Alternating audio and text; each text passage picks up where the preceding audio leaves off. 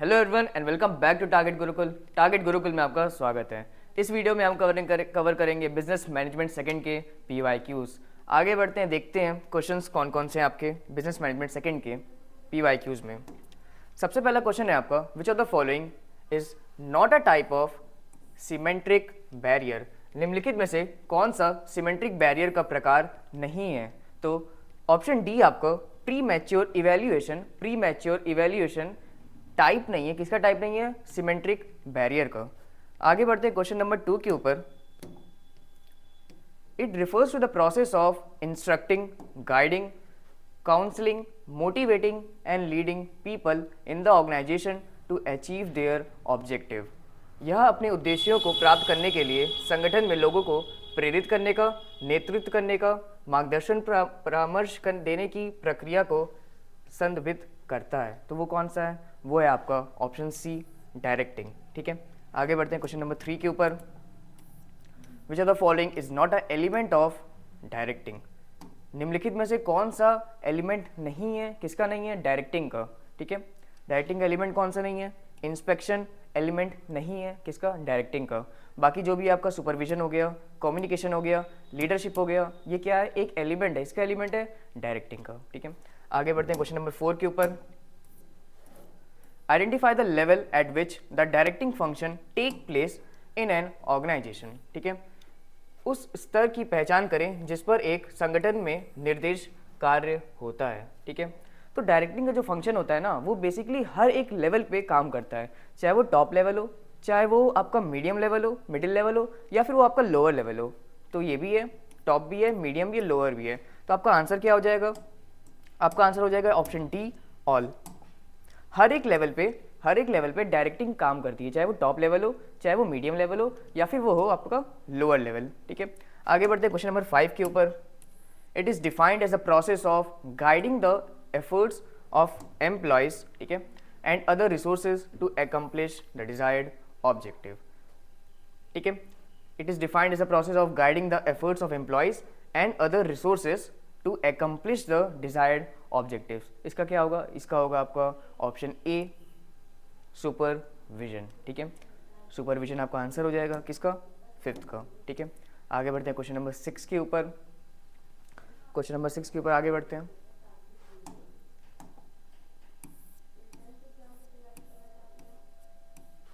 These needs, question number 6 है आपका, these needs are most basic in the hierarchy of motivation theory and corresponded to primary needs। प्रेरणा सिद्धांत के पदानुक्रम में यह ज़रूरतें सबसे बुनियादी हैं और प्राथमिक ज़रूरतों के अनुरूप हैं। तो वो कौन सा है? आपको पता होगा मोटिवेशन थ्योरी में कुछ कुछ थ्योरीज होती, कुछ वो होती है, नीड्स होती हैं, जिनका एक रैंकिंग होता है। सबसे ऊपर कौन सी होती है, उसके नीचे कौन सी है, फिर कौन सी आती है, फिर कौन सी आती है। तो इसमें पूछ रहा है सबसे बेसिक कौन सी है? सबसे बेसिक आपकी होती है बेसिक साइकोलॉजिकल नीड्स। इसमें बेसिक इसलिए नहीं इसका नाम फर्स्ट पे है, होती ही है साइकोलॉजिकल नीड्स। बेसिक अगर ना भी लिखा है, अगर सिर्फ साइकोलॉजिकल नीड्स भी लिखा है, तो भी आपका वो कौन सा होगा? सबसे टॉप पे आएगी। सबसे बेसिक है कौन सी? Psychological needs. आगे बढ़ते हैं क्वेश्चन नंबर 7 के ऊपर। Which of the following is not an example of financial incentive. ठीक है, निम्नलिखित में से कौन सा वित्तीय प्रोत्साहन का उदाहरण नहीं है? तो जॉब एनरिचमेंट, ऑप्शन सी आपका जो कि है जॉब एनरिचमेंट, ये एग्जाम्पल नहीं है। ठीक है, इसको आपको ध्यान रखना है, नॉट लिखा है। ठीक है, ये एक एग्जाम्पल नहीं है। किसका नहीं है? फाइनेंशियल इंसेंटिव का। कौन सा है? ऑप्शन सी जो कि आपका जॉब एनरिचमेंट। ठीक है, आगे बढ़ते हैं क्वेश्चन नंबर 8 के ऊपर। Which of the following is not an example of non financial incentive. Is not an example of non financial incentive. निम्नलिखित में से कौन सा गैर वित्तीय प्रोत्साहन का उदाहरण नहीं है? तो वो है आपका ऑप्शन बी, परक्यूसाइड्स। ये एक एग्जाम्पल नहीं है। किसका नहीं है? नॉन फाइनेंशियल इंसेंटिव का। ठीक है, आई होप यहाँ तक क्लियर होगा। आगे बढ़ते क्वेश्चन नंबर 9 के ऊपर। It refers to the process of exchange of ideas, views, facts, feelings etcetera between और among people to create common understanding. ठीक है, यह विचारों के आदान प्रदान की प्रक्रिया को संदर्भित करता है, आम समझ बनाने में के लिए लोगों के बीच या उनके वास्तविक तत्वों को देखता है। तो वो कौन सा है? कम्युनिकेशन है वो। ऑप्शन बी कम्युनिकेशन आपका सही है। ठीक है, ये लिंक क्रिएट करता है दो लोगों के बीच में कॉमन अंडरस्टैंडिंग को पूरा करने के लिए। क्या है? कम्युनिकेशन। ऑप्शन बी आपका सही हो जाएगा। नेक्स्ट है आपका क्वेश्चन नंबर 10, फॉर्मल कम्युनिकेशन में टेक प्लेस बिटवीन। ठीक है, औपचारिक संवाद डैश के बीच में होता है। तो औपचारिक संवाद या फिर जैसे फॉर्मल कम्युनिकेशन सबके बीच में होता है, चाहे वो टॉप लेवल में हो, मैनेजर्स बैठे हो, सीईओ और सीएफओस के बीच में हो, चाहे वो एम्प्लॉयज़ के बीच में हो, चाहे वो हॉरिजॉन्टल कम्युनिकेशन में हो, चाहे वो वर्टिकल कम्युनिकेशन में हो, जैसा भी हो, जो ये आपका फॉर्मल कम्युनिकेशन है वो हर जगह होता है, चाहे वो सुपीरियर और सबॉर्डिनेट्स में हो, चाहे वो two managers at the same level हो, जो कि आपका सीईओ हो सकता है, सीएफओ हो सकता है, या फिर 2 एम्प्लॉयज़ हो सकते हैं जो एक ही डिपार्टमेंट में काम कर रहे हो। हर जगह फॉर्मल कम्युनिकेशन अप्लाई होता है। तो ऑप्शन क्या होगा? Option C, both A and B. ठीक है, ए में भी सुपीरियर एंड सबॉर्डिनेट्स के केस में भी, और 2 managers at the same level या फिर 2 employees at the same level, दोनों के केसेस में जो कि आपका बोथ ए एंड बी है, फॉर्मल कम्युनिकेशन फॉलो होता है। ठीक है, आगे बढ़ते हैं क्वेश्चन नंबर 11 के ऊपर। Which of the following is not a type of communication barrier. ठीक है, निम्नलिखित में से कौन सा संचार अवरोध का प्रकार नहीं है? तो सिमेंट्रिक बैरियर एक तरह का बैरियर होता है। ठीक है, साइकोलॉजिकल बैरियर एक तरह का बैरियर होता है। ठीक है, ऑर्गेनाइजेशन बैरियर भी एक तरह का बैरियर होता है। लेकिन ये जो रेशनल बैरियर है, ये किसी भी तरह का कोई बैरियर एग्जिस्ट नहीं करता है। ठीक है, कम्युनिकेशन के सेंस में बात हो रही है। ठीक है, विच of the following is not a type of communication barrier. तो ऑप्शन सी जो कि आपका रैशनल बैरियर है वो नहीं है। क्या नहीं है? एक तरह का कम्युनिकेशन बैरियर। आगे बढ़ते हैं क्वेश्चन नंबर 12 के ऊपर। It is very difficult to detect the source of such communication. ठीक है, ऐसे संचार के स्रोत का पता लगाना बहुत मुश्किल है। ठीक है, वो कौन सा संचार है या संवाद है, कौन सी इंफॉर्मेशन जो हमने दी है जिसका सोर्स पता लगाना बहुत ही मुश्किल है, तो वो होता है आपका इनफॉर्मल कम्युनिकेशन। ठीक है, ऑप्शन डी जिसको हम लोग ग्रेप वाइन कम्युनिकेशन भी कहते हैं, जो कि एक बेसिकली आपका फॉर्मल कम्युनिकेशन होता है जो एम्प्लॉयज़ एक ऑर्गेनाइजेशन में बात करते हैं। इनफॉर्मल में क्या होता है? दोस्तों से बात करते हैं या फिर फॉर्मल डोमेन के बाहर बात करते हैं। कौन? एम्प्लॉयज़। तो वो क्या है? इनफॉर्मल कम्युनिकेशन, और इसका सोर्स पता लगाना बहुत ही मुश्किल होता है। ठीक है, आगे बढ़ते हैं क्वेश्चन नंबर 13 के ऊपर। Which of the following is not a type of psychological barrier.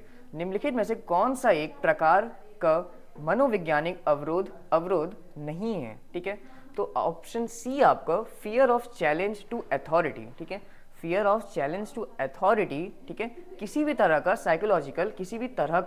Psychological barrier नहीं है। ठीक है, आगे बढ़ते क्वेश्चन नंबर 14 के ऊपर।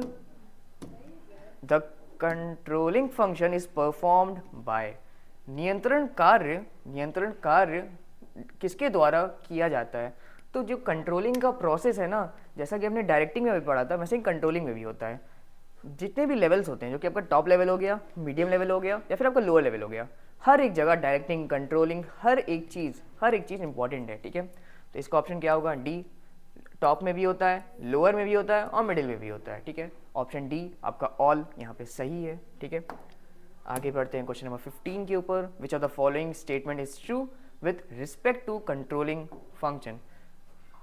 कार्य में नियंत्रण के संबंध में निम्नलिखित में से कौन सा कथन सत्य है? ठीक है, तो जो ये आपका कंट्रोलिंग का फंक्शन होता है ना, कंट्रोलिंग जो फंक्शन होता है वो हमेशा फॉरवर्ड लुकिंग होता है। ठीक है, क्या होगा तब? It is always forward looking function, backward looking function नहीं है। ठीक है, ये आपका गलत है। कंट्रोलिंग एक कैसा फंक्शन है? कंट्रोलिंग एक फॉरवर्ड लुकिंग फंक्शन है। ठीक है, आगे बढ़ते क्वेश्चन नंबर 16 के ऊपर। Which of the following is a technique used for measuring actual performance. ठीक है, निम्नलिखित में से कौन सी तकनीक वास्तविक प्रदर्शन को मापने के लिए उपयोग की जाती है? तो जो टेक्निक है ना, वो आपका रैंडम सैम्पलिंग भी है, पर्सनल ऑब्जर्वेशन भी है और परफॉर्मेंस रिपोर्ट्स भी है। ठीक है, इन तीनों से ही हम लोग को मेजर करते हैं किसको? एक्चुअल परफॉर्मेंस को। तो ऑप्शन क्या हो गया? ऑप्शन हो गया डी। ठीक है, ऑप्शन डी ऑल। ठीक है, आगे बढ़ते हैं क्वेश्चन नंबर 17 के ऊपर। The need for the controlling function is felt in. ठीक है, नियंत्रण कार्य की आवश्यकता महसूस किसमें की जाती है? तो नियंत्रण कार्य हर एक ऑर्गेनाइजेशन में इंपॉर्टेंट है, चाहे वो बिजनेस लेवल हो, चाहे वो पॉलिटिकल हो चाहे वो सोशल हो। तो क्या हो गया, ऑप्शन डी ऑल। यहाँ पे ऑप्शन डी आपका सही हो जाएगा। ठीक है, आगे बढ़ते हैं क्वेश्चन नंबर 18 के ऊपर। Carrot and stick is used in commercial organisation. ठीक है, carrot and stick, carrot and stick, carrot and stick is use in commercial organisation. तो ये क्यों यूज किया जाता है? ठीक है, तो ये होता है टू रिवॉर्ड एम्प्लॉयज। ठीक है, कैरेट एंड स्टिक जो फीचर है वो यूज़ किया जाता है किसमें, एक कमर्शियल ऑर्गेनाइजेशन में। ठीक है, क्यों किया जाता है? तो वो होता है आपका एम्प्लॉयज़ को रिवॉर्ड करने के लिए, टू रिवॉर्ड एम्प्लॉयज़। ठीक है, आगे बढ़ते हैं क्वेश्चन नंबर 19 के ऊपर। Motivational process and not the motivators as such is associated with. अभिप्रेरक प्रक्रिया से संबंधित है ना कि प्रेरक से। तो वो क्या है, नीड हायरार्कियल थ्योरी। ठीक है, ये जो नीड हायरार्कियल थ्योरी है ये मोटिवेशनल प्रोसेस से संबंधित है ना कि मोटिवेटर से। ठीक है, कौन सा ऑप्शन सही है? यहाँ पे ऑप्शन आपका सही है ए, नीड हायरार्कियल थ्योरी। ठीक है, आवश्यकता परनुसरण सिद्धांत। ठीक है, आगे बढ़ते हैं क्वेश्चन नंबर 20 के ऊपर। Who gave the two factor theory of motivation. ठीक है, अभिप्रेरणा के दो कारण सिद्धांत किसने दिया है? ठीक है, तो वो दिया है आपका हेर्ज़बर्ग साहब ने। ठीक है, टू फैक्टर कौन दिया है आपके एग्जाम में पूछेगा, who gave two factor theory, तो वो का ऑप्शन आपका यहाँ पे सी, हेर्ज़बर्ग। ठीक है, आगे बढ़ते हैं क्वेश्चन नंबर 21 के ऊपर। Basic quality of dominant leadership is. ठीक है, प्रमुख नेतृत्व का मूल गुण क्या है? What is the basic quality of dominant leadership. ठीक है, सिर्फ लीडरशिप नहीं बोला है, डोमिनेंट लीडरशिप बोला है, तो वो क्या है, एग्रेसिवनेस। ठीक है, ऑप्शन ए आपका यहाँ पे सही हो जाएगा। ठीक है, आगे बढ़ते हैं क्वेश्चन नंबर 22 के ऊपर। Managerial grid model was developed by. ठीक है, managerial grid model was developed by. ठीक है, प्रबंधक क्रिया ग्रिड मॉडल किसके द्वारा विकसित किया गया था? तो ये जो मैनेजेरियल ग्रिड मॉडल जो है, जो आपका ये मैनेजेरियल ग्रिड मॉडल है, वो आपका ब्लेक एंड मॉर्टन के द्वारा डेवलप किया गया था। ठीक है, आगे बढ़ते हैं क्वेश्चन नंबर 23 के ऊपर। ठीक है, managerial grid model leadership has concern for. Managerial grid model जो लीडरशिप है वो किसके लिए कंसर्न करती है? ठीक है, तो ये जो मैनेजेरियल ग्रिड मॉडल है लीडरशिप का किसके लिए कंसर्न करती है? तो वो करती है आपकी पीपल के लिए और प्रोडक्ट के लिए। ठीक है, option B, people and product यहाँ पे आपका सही हो जाएगा। ठीक है, ये जो सारी थ्योरीज़ हैं, जितने भी PYQs, एडिशनल PYQs हैं, या फिर आप वन शॉट की वीडियोस ले लो, ये सारी चीज़ें आपके सारथी वाले बैच में अपलोडेड है। आपका एग्ज़ाम बहुत ही ज़्यादा नज़दीक आ चुका है। ठीक है, अगर आपने अभी भी नहीं लिया है तो आप जाके टारगेट गुरुकुल के ऐप से वहाँ से आप सारथी को एनरोल कर सकते हैं, और एग्ज़ाम आपका बहुत ही ज़्यादा नज़दीक है। ठीक है, 10% कूपन का आपको पता होगा, आपके भी मैसेज आ चुका है। ठीक है, आप वहाँ से सारथी को ज्वाइन कर सकते हैं। थ्योरी सारी उसमें कवर्ड है, PYQs कवर्ड है, मैक्स बहुत सारे PYQs कवर्ड हैं, और आपका वन शॉट की वीडियोज़ भी अवेलेबल हैं। कहाँ पे? सारथी पे। तो आगे बढ़ते हैं हम लोग क्वेश्चन नंबर 24 के ऊपर। ठीक है, आई होप 23 तक आपको क्लियर है। ठीक है, 23 में क्या था, मैनेजेरियल ग्रिड मॉडल था। किसकी बात की जाती है, किसके लिए कंसर्न होता है? तो वो होता है आपका पीपल के लिए और प्रोडक्ट के लिए। ठीक है, आगे बढ़ते हैं क्वेश्चन नंबर 24 के ऊपर। आगे बढ़ते हैं क्वेश्चन नंबर 24 के ऊपर। Which of the following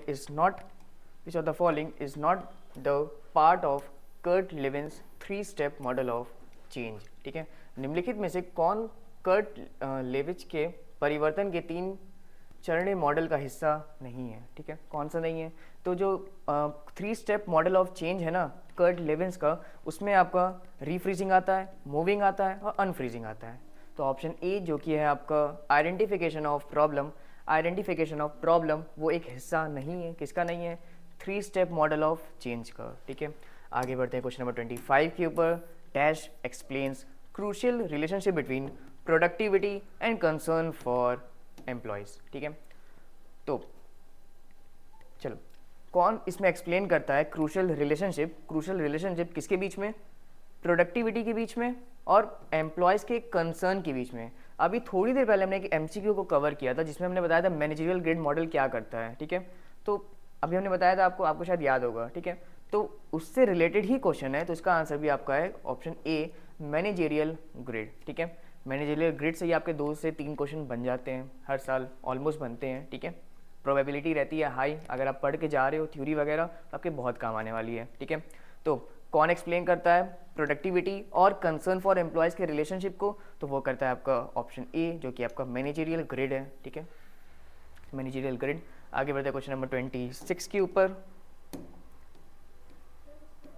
leadership can be denoted by, नेतृत्व द्वारा दर्शनीय जा सकता है, ठीक है। तो leadership can be denoted by, leadership किसके द्वारा डिनोट की जा सकती है, ठीक है, लीडरशिप, ठीक है। तो वो होता है लीडरशिप फॉलोइंग, ठीक है, ऑप्शन ए, जो कि आपका लीडरशिप फॉलोइंग है, वो डिनोट करता है किसको, लीडरशिप को, ठीक है। नेक्स्ट है आपका question number 27। Leadership can only be done by one, leadership can only be done by, ठीक है, leadership can only be done by, नेतृत्व तो एक ही कर सकता है, कौन इसमें से लीडरशिप कर सकता है, तो लीडरशिप हमेशा हाई आइडियल्स वाले लोग करते हैं, ठीक है। तो क्या होगा, हैविंग हाई आइडियल्स, ठीक है, option A having high ideals आपको यहाँ पे सही हो जाएगा, ठीक है। आगे बढ़ता है क्वेश्चन नंबर 28 के ऊपर। In which type of leadership leaders postpone decisions whenever possible, ठीक है, किस प्रकार के नेतृत्व में नेता जब भी संभव हो निर्णय स्थगित कर सकता है, ठीक है। तो कौन सा वो टाइप होता है, कौन सा वो लीडरशिप का टाइप है, तो वो है आपका लेसिस फेयर, ठीक है। लेसिस फेयर जो एक टाइप है ना, उसमें जो आपका जो लीडर होता है, ठीक है, वो अक्सर चीज़ों को पोस्टपोन करता है, ठीक है। जो आपका लीडर होता है उस ऑर्गेनाइजेशन में, जो भी लीडर उस समय होगा, वो क्या करता है, अक्सर क्या करता है, वो चीज़ों को पोस्टपोन करता है, ठीक है। तो वो कौन सा टाइप लीडरशिप का, तो उसको हम लोग किस टाइप का लीडरशिप बोलेंगे, तो वो है आपका लेसिस फेयर, ठीक है। आपने लेजिस फेयर इकोनॉमी पढ़ी होगी अपने इकोनॉमिक्स में, क्लास 12 में शायद, है ना। तो यहाँ लेजिस फेयर का मतलब अलग है, वहाँ लेजिस फेयर का मतलब शायद अलग था, ठीक है। आगे बढ़ते क्वेश्चन नंबर 29 के ऊपर। What is essence of management, ठीक है, प्रबंधन का सार है, मतलब क्या है, ठीक है, प्रबंधन का सार क्या है, ठीक है। तो कोऑर्डिनेशन एक प्रबंधन का मतलब मैनेजमेंट का एसेंस है, ठीक है। मैनेजमेंट का एसेंस क्या है, कोऑर्डिनेशन। वैसे तो मैनेजमेंट में हर एक चीज़ होनी चाहिए, प्लानिंग, ऑर्गेनाइजेशन, कोऑर्डिनेशन, कम्युनिकेशन, सब कुछ होना चाहिए, पर यहाँ पे पूछा है कि एसेंस क्या है, ठीक है। एक वर्ड को आपको याद रखना है, एसेंस, ठीक है। एसेंस क्या है मैनेजमेंट का, तो मैनेजमेंट का एसेंस होता है कोऑर्डिनेशन, ठीक है। लोगों के बीच में अगर कोऑर्डिनेशन है तो ये सबसे मेन चीज़ है, ठीक है। क्या है वो आपका एसेंस है, ठीक है। आगे बढ़ते हैं क्वेश्चन नंबर 30 के ऊपर। कोऑर्डिनेशन इज, ठीक है, जो कोऑर्डिनेशन है वो क्या है, क्या वो वॉलेंट्री है, क्या वो नेसेसरी है या अननेसेसरी है या फिर वेस्टेज ऑफ टाइम है। तो कोऑर्डिनेशन एक एसेंस होता है मैनेजमेंट का, तो वो क्या हुआ, वॉलेंट्री हुआ या फिर वेस्टेज ऑफ टाइम है, तो वो है आपका नेसेसरी, ठीक है। कोऑर्डिनेशन एक एसेंस है किसी भी मैनेजमेंट का, कोऑर्डिनेशन जो होता है वो एसेंस होता है। तो कोऑर्डिनेशन क्या है, नेसेसरी है, ज़रूरी है, ठीक है। ना ही वो वेस्टेज ऑफ टाइम है, ना ही अननेसेसरी है, ना ही वॉलेंट्री है, वो क्या है, नेसेसरी है, ठीक है। आगे बढ़ते हैं क्वेश्चन नंबर 31 के ऊपर, ठीक है। कोऑर्डिनेशन एस्टेब्लिशेस रिलेशनशिप बिटवीन, ठीक है, जो कोऑर्डिनेशन है वो रिलेशनशिप स्टैब्लिश, ठीक है, ये जो कोऑर्डिनेशन है आपका वो रिलेशनशिप स्टैब्लिश करता है। चलो, कोऑर्डिनेशन स्टैब्लिशेस रिलेशनशिप बिटवीन, ठीक है, समझ के संबंध स्थापित करता है, मतलब किसके बीच में कोऑर्डिनेशन स्टैब्लिश होता है, किसके बीच में कोऑर्डिनेशन स्टैब्लिश किया जाता है। तो पहला है आपका डिफरेंट डिपार्टमेंट के बीच में भी कोऑर्डिनेशन होना चाहिए, ठीक है, तो ये तो आपका सही है, ठीक है। फिर डिफरेंट एम्प्लॉयज़ है, तो डिफरेंट एम्प्लॉयज़ जो एक ऑर्गेनाइजेशन में काम कर रहे हैं उनके बीच में भी कोऑर्डिनेशन होना बहुत ही ज़्यादा ज़रूरी है। क्या था वो, एसेंस था किसका, मैनेजमेंट का, तो डिफरेंट एम्प्लॉयज़ के बीच में होना चाहिए। फिर है आपका मैनेजमेंट एंड वर्कर्स, जितने भी मैनेजमेंट है या वर्कर्स हैं उनके बीच में भी क्या होना चाहिए, कोऑर्डिनेशन होना चाहिए, ठीक है। तो यहाँ पे ऑप्शन क्या हो जाएगा, ऑप्शन डी, ऑल, ठीक है। आगे बढ़ते हैं क्वेश्चन नंबर 32 के ऊपर, ठीक है। कंट्रोल प्रोसेस एलिमेंट्स आर, ठीक है, नियंत्रण प्रक्रिया के कितने एलिमेंट्स होते हैं, ठीक है, नियंत्रण प्रक्रिया के कितने एलिमेंट्स होते हैं, तो वो है आपका 6। कंट्रोल प्रोसेस के कितने एलिमेंट्स हैं, कंट्रोल प्रोसेस के टोटल 6 एलिमेंट्स होते हैं, ठीक है। कंट्रोल जो प्रोसेस है उसके आपके टोटल 6 एलिमेंट्स होते हैं, ठीक है। आगे बढ़ते हैं क्वेश्चन नंबर 33 के ऊपर, ठीक है, 33।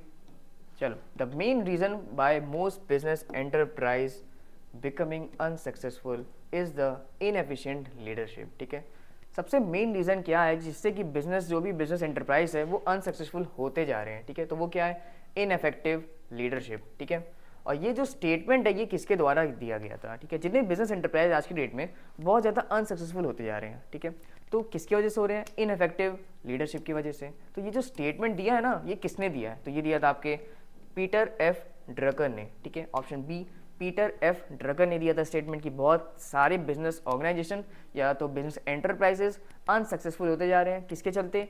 इनएफेक्टिव लीडरशिप के चलते। ठीक है, ये स्टेटमेंट किसने दिया था? पीटर एफ ड्रकर ने। ठीक है, आगे बढ़ते हैं क्वेश्चन नंबर 34 के ऊपर। Question number 34, Likert's management system are. ठीक है, जो लीकर्ट है, ठीक है, लीकर्ट का प्रबंधन प्रणालियाँ कितनी है? ठीक है, जो लीकर्ट्स है, लीकर्ट्स का मैनेजमेंट सिस्टम है उसमें कितने हैं? तो वो है 4। ठीक है, लीकर्ट्स मैनेजमेंट सिस्टम आर, तो यहाँ पे ऑप्शन है आपका 4 है। ठीक है, फिर है आपका question number 35, the type of communication network are. ठीक है, कितने तरह के कम्युनिकेशन के नेटवर्क होते हैं? तो वो है आपका ऑप्शन सी, 6।